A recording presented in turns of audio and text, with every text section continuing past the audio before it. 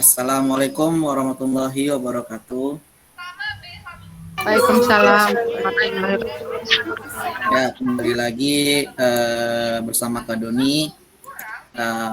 Sebelumnya, Kak Doni menghimbau kepada teman-teman PMR semua, di mana di Indonesia ini masih ada potensi meningkatnya COVID-19. Jadi, Kak Doni menghimbau semuanya tetap menjaga protokol kesehatan dengan cara menjaga jarak, mencuci tangan, dan memakai masker.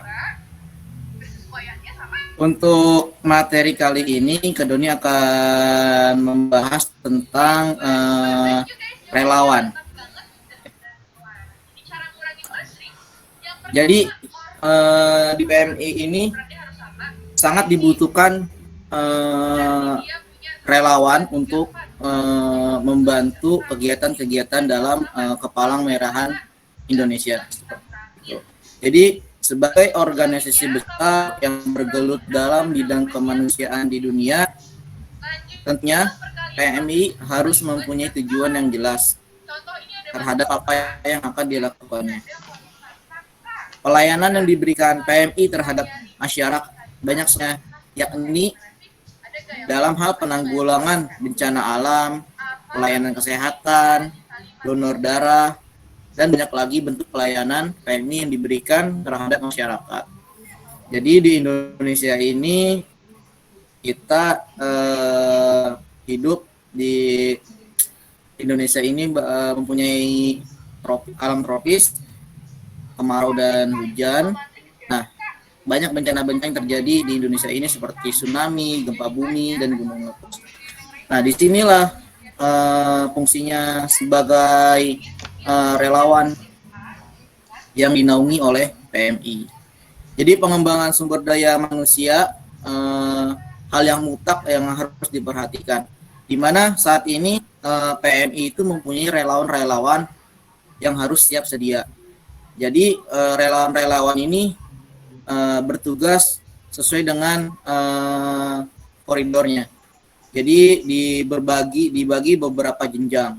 Nah, kita sebagai Palang Merah Remaja, yang pertama itu adalah relawan remaja atau PMR. Jadi itu adalah anggota remaja yang tergabung dalam Palang Merah Remaja atau PMR yang berada di sekolah-sekolah atau lingkungan masyarakat yang berusia di antara 7 sampai 18 tahun.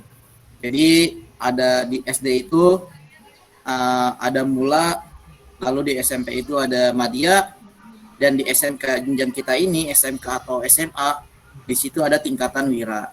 Nah, kita juga termasuk dari relawan remaja di tingkat PMR. Lalu, setelah dari tingkat PMR, ada namanya KSR. Apa itu KSR? KSR adalah Kop Sukarela.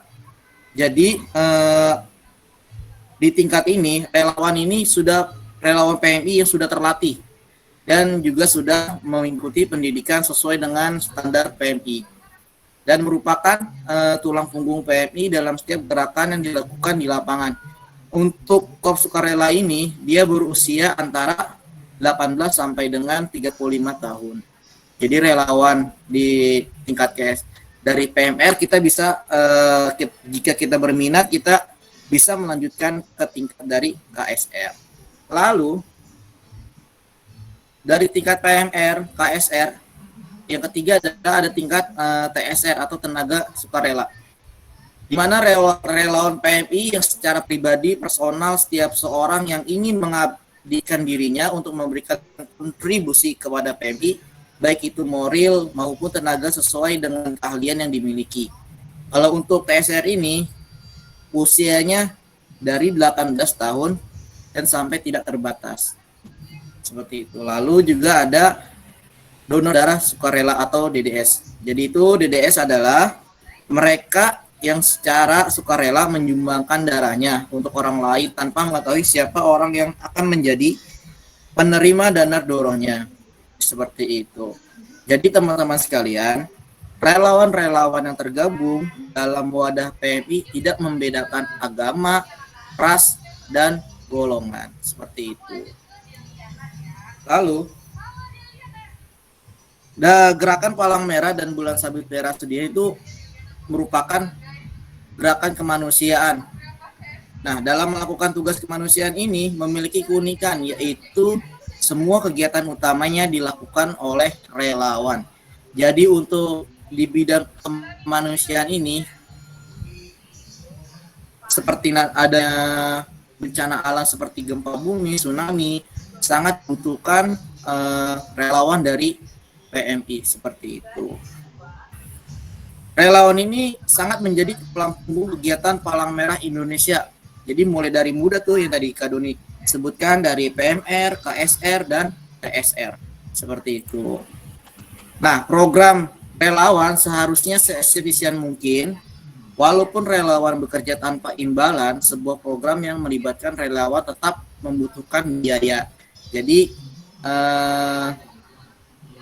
relawan ini seperti kartu, kadang-kadang di sekolah itu membagikan kupon itu untuk relawan nih, untuk biaya operasionalnya seperti itu, untuk membantu dalam hal kemanusiaan seperti itu.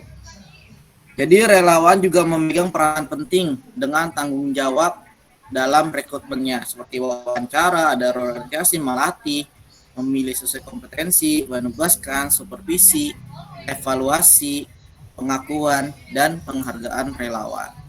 Nah, apa tujuan manajemen relawan PMI antara KSR dan TSR? Yaitu memberikan pemahaman mengenai proses yang terintegrasi dan berkesinambungan dari mulai rekrutmen, pelatihan, penugasan, pengakuan, dan penghargaan. Nah, hasil yang diharapkan dari manajemen relawan itu ada dua. Yang pertama, meningkatnya kuantitas relawan PMI dan kualitas pembinaan relawan PMI yang dilaksanakan oleh PMI di semua tingkatan, dari mulai ranting, cabang, daerah, sampai ke PMI pusat. Yang kedua, pengakuan dan penghargaan sebagai tulang punggung organisasi. Seperti itu, teman-teman semua. Mem?